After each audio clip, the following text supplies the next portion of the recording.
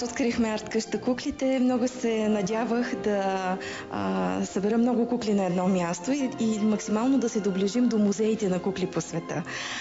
Аз имах мястото, Нели Капралова имаше куклите.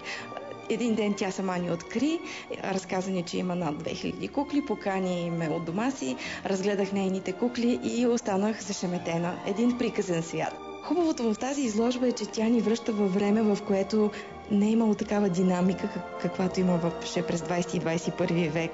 Виждаме от самите фотоси духа на епохата, нейната атмосфера и това ни кара и да мечтаем. На 3 части ще покажем на любителите на кукли и на романтика различни кукли от различни периоди.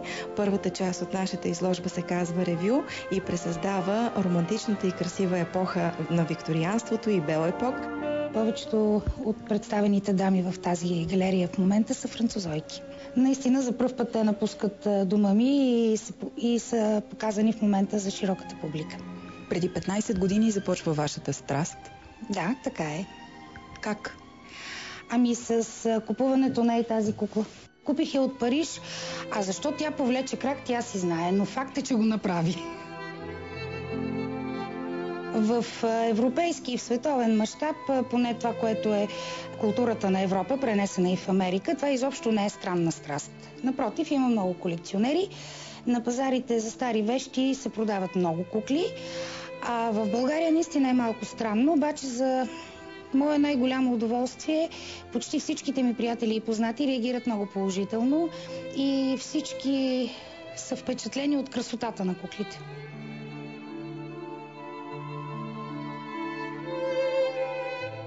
Английска кукла от марката Алберон, една ценена марка в света на колекционерите. Обърнете внимание на прекрасните й очи, на това колко финно са нанесени цветовете на лицето, изяществото на дрехата, дантелите, самата материя и всички аксесуари. Шапката, чантичката. Тя е един образец за прекрасна кукла. Всички кукли имат имена. Всички си имат имена, да. Тази, например, си дойде с името на стойката и пише как се казва. Но тези, които си нямат имена, по принцип ги получават от мен.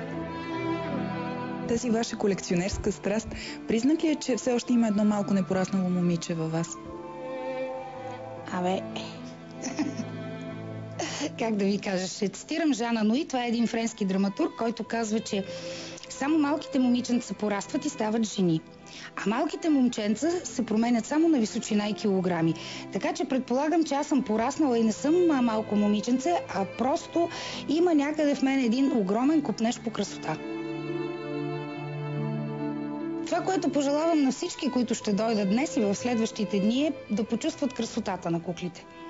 И красотата, естетиката на този свят, в който всичко, което е правено, е единствено и само с голямата цел да доставя удоволствие и да внася красота в живота ни.